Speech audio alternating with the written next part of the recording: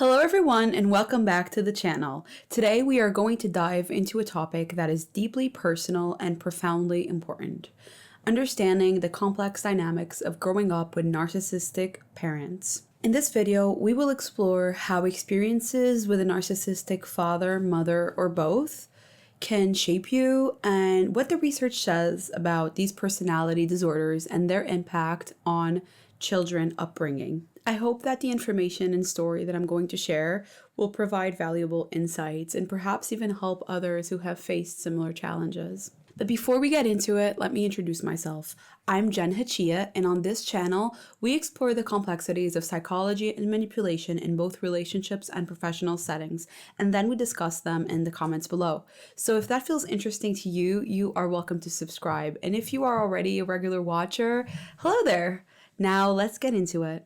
Despite the inherent lack of empathy, narcissists can become parents.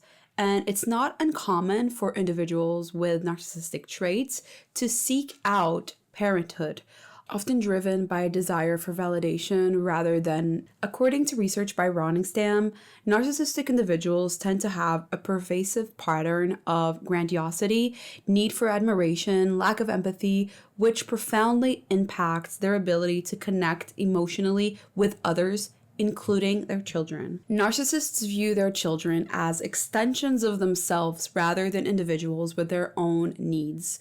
They may use their children as a source of narcissistic supply, a way to validate their own self-worth, and more. This often leads to a toxic environment where the child's emotional needs are overlooked, and the child becomes a scapegoat for the parent's self-hatred and inadequacies. Miller, Campbell, and Pilkines highlights that narcissistic individuals often experience significant distress and functional impairment, particularly in interpersonal relationships, which aligns with the struggles faced by children of narcissists. In my own experience, my parents' lack of emotional connection was evident. Their need for validation and seeing me as an investment rather than a child in need of genuine care was evident as well. Narcissists often fail to remember or acknowledge their hurtful actions, which aligns with the findings by Johnson et al. This can lead confusion and self-doubt in children, as the narcissist's denial and minimization of their behaviors distorts a child's reality. And we have to remember that a child is in development. So if all these things are happening and they are perceiving something, but their parents, which is the person that they just naturally look up to, is telling them that what they are seeing is not what is happening, it will, of course, distort the child's reality. And this is a form of neglect and emotional abuse, and it can create a profound sense of self-doubt and internalized shame. Research on complex PTSD by Herman explains how prolonged emotional abuse can lead to symptoms of complex PTSD, and these symptoms are characterized by difficulties in forming a coherent sense of self and pervasive feelings of shame and inadequacy. For example, with one of my parents, which was my father, his self-perception as a loving parent, despite his abusive behavior, is a common trait among narcissists in general. They often construct a delusional narrative that portrays them in a positive light, even when they are faced with evidence of their harmful actions. And this aligns with findings by Besser and Priel, who discuss how narcissists react defensively to perceived threats to their self-image, often blaming others and distorting reality, regardless of how much proof shown to them of what they have done. So children growing up in such environments may internalize these conflicting narratives, and although they recognize the abuse, they struggle with the imposed belief that they're the ones in the wrong and that whatever is happening is their fault. For example, Johnson notes that individuals with antisocial traits, including psychopathy, often have a skewed perception of their behavior, which of course can be damaging to the people around them. And of course, this emotional abuse can lead to physical abuse. And it often happens when narcissists needs are not met, and so they escalate things to the max. And abusive environments can contribute to character formation and long-term psychological issues, reinforcing the notion that children exposed to physical abuse are likely to suffer long-term consequences of it. And of course, neglect mixed with abuse, both emotional and or physical, can create an environment of fear and insecurity, which Sachs, Arison, et al. Identify as significant risk factors for developing chronic health problems and psychological distress later in life. So if you have grown up with a very toxic, abusive environment and you became an adult with a lot of chronic health issues, these things might be related, and there is a lot of research to support this as well. And if you have not personally gone through this, but you have friends or loved ones that have, you should know, of course, that navigating relationships with narcissistic parents is very, very complex because it's a duality. And there's such a paradox there because parents that are abusive sometimes are not always abusive. It doesn't take away from the abuse, but it creates even more confusion in the child experiencing this, or the adult that was a child experiencing this, because it makes for just a lot of doubts and difficulty in processing how can this person be loving, but at the same time do such terrible things to me, right? And this is a duality that is very common in all kinds of narcissistic relationships, where idealized image of the person that we love is shattered by the reality of their actual very harmful behaviors.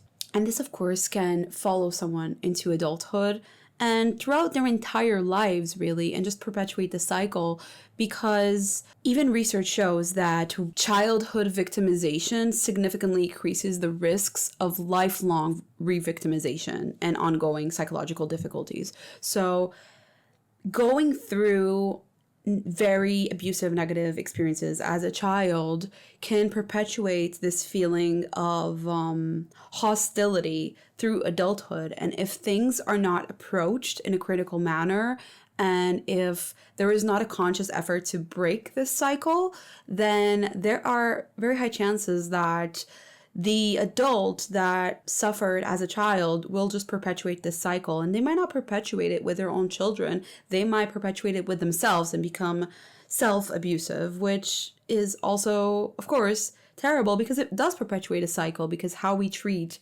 ourselves influences how others treat us as well. The good news is that there is a path to healing despite ongoing impact of these experiences and, of course, the profound pain that accompanies this. And this process is difficult, but it is very rewarding. The process, of course, involves confronting the trauma, understanding its effects, and working towards rebuilding a sense of self. Research emphasizes the importance of recognizing the long-term effects of abusive relationships and then finding ways to address it and heal from them. And it is possible because there are so many instances and stories of people that have gone through terrible things and they managed to break that cycle and turn their lives around. And so wherever in your life you are, however hopeless you feel about your future and how you will heal, just trust me when I say that there is a path for healing, and that you are already doing that by watching this and gaining awareness, which is a very difficult step, and you're doing it right now. So for those who have experienced similar abuse, it is crucial to seek support, whether through therapy or even supportive communities, ideally both. And as painful as it is to acknowledge one's past and one's stories and bad memories, it is super important, because then we can go through understanding the roots of why this happened